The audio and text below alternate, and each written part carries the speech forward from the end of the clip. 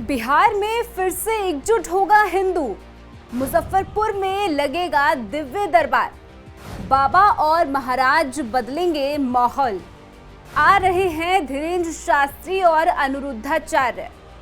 कहते हैं कि राजनीति में संयोग कुछ नहीं होता बल्कि सब कुछ प्रयोग होता है और लक्ष्य सत्ता में आना या फिर बने रहना होता है। बिहार की राजनीति तो इसका सबसे बड़ा उदाहरण है। यहाँ समय समय पर नए राजनीतिक समीकरण बनने बिगड़ते रहते हुए दिखाई देते हैं। अब जब बिहार विधानसभा चुनाव के कुछ ही महीने बचे हुए हैं तो ऐसे में बाबा बागेश्वर के लगातार हो रहे बिहार दौरे से विपक्षी पार्टियों की टेंशन जरूर बढ़ गई है।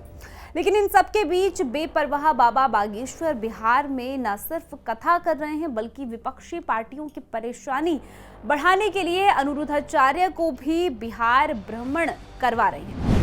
चलिए जानते हैं कि उनके बिहार आगमन से राज्य में सियासी समीकरण कितने बदलते हैं। लेकिन उससे पहले आयोन भारत को सब्सक्राइब कर लीजिए। स्वागत है आपका, मेरा नाम तान्या अख्तर।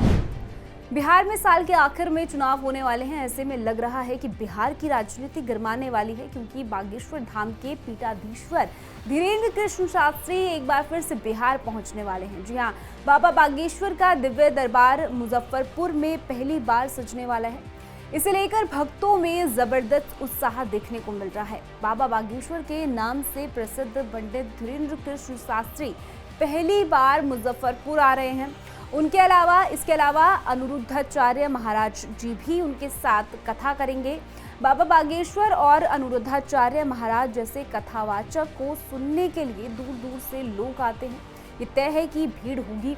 इसको लेकर जिला प्रशासन और पुलिस प्रशासन भी पूरी तरीके से अलर्ट मोड पर है। जिले के एसएसपी खुद मॉनिटरिंग कर रहे हैं। सुरक्षा बलों को विशेष रूप से तैनात कर दिया गया है। जगह जगह पर सुरक्षा बल तैनात रहेंगे।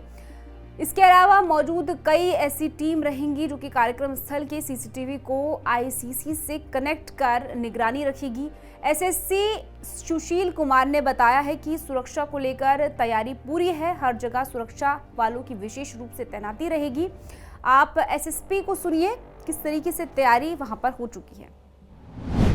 अभी सभी वरीय पदाधिकारियों के द्वारा लगातार यहाँ पे आकर सुरक्षा के दृष्टिकोण से और जो सेंसिटिव पॉइंट्स है, डेपुटेशन का पॉइंट्स है, उस पर सभी वरीय पदाधिकारियों के द्वारा लगातार देखा जा रहा है। मैं भी अभी आके सारी सुरक्षा व्यवस्था के लिए जो भी डेपुटेशन पॉइंट्स है सभी का मैंने निरीक्षण किया है। पर्याप्त मात्रा में हम लोग पुलिस फोर्स, पुलिस पदाधिकारी और मजिस्ट्रेट का डेपुटेशन कर रहे हैं। उसके अलावा कई वरीय पदाधिकारी डीएसपी स्तर के यहाँ पे डिप्यूट रहेंगे, यहाँ से लेकर के और जो होटल है, जो उनका आवासन स्थल है, वहाँ तक। लेकिन बाबा बागेश्वर के आने से चुनाव से पहले क्या बिहार के हिंदू एकजुट होने वाले हैं? बाबा बागेश्वर की एंट्री से बिहार की सियासत में कितना असर पड़ने वाला है, आइए समझ लेते हैं। देखिए, इस वक्त बिहार में 17.7% मुसलमान हैं, तो सामान्य वर्ग की आबादी 15 से ज्यादा सामने आई है। बिहार में अत्यंत पिछड़ा वर्ग 36.01 और अन्य पिछड़ा वर्ग 27.12 है। वहीं अनुसूचित जाति 19.65 है। अब ये तो हमने आपको बिहार में वर्ग के हिसाब से लोगों की आबादी का प्रतिशत बता दिया, लेकिन अगर हम राज्य में हिंदू आबादी की जातियों का समीकरण समझें तो वो एकदम बदल जाता है। अब एक ग्राफ को देखिए। यादव 14.26%, रविदास 5.2%, कोयरी 4.2%, ब्राह्मण 3.65%, राजपूत 3.45%, मुसहर 3.08%, कुर्मी 2.87%, भूमिहार 2.86%, मल्लाह 2.60%, बनिया 2.31%, कायस्थ 0.60%।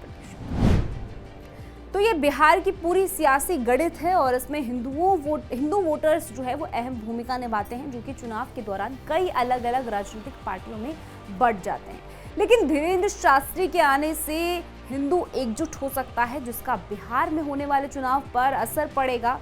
ऐसे में देखना होगा कि आगे क्या कुछ बिहार की राजनीति में और सियासत में देखने को मिलता है। इस स्टोरी में फिलहाल के लिए इतना ही। पूरी खबर को लेकर आपकी क्या कुछ राय है कमेंट सेक्शन में जरूर बताइएगा। बाकी देश और दुनिया की ऐसी खबरों के लिए आप इसी तरीके से जुड़े रहिए आयन भारत के साथ।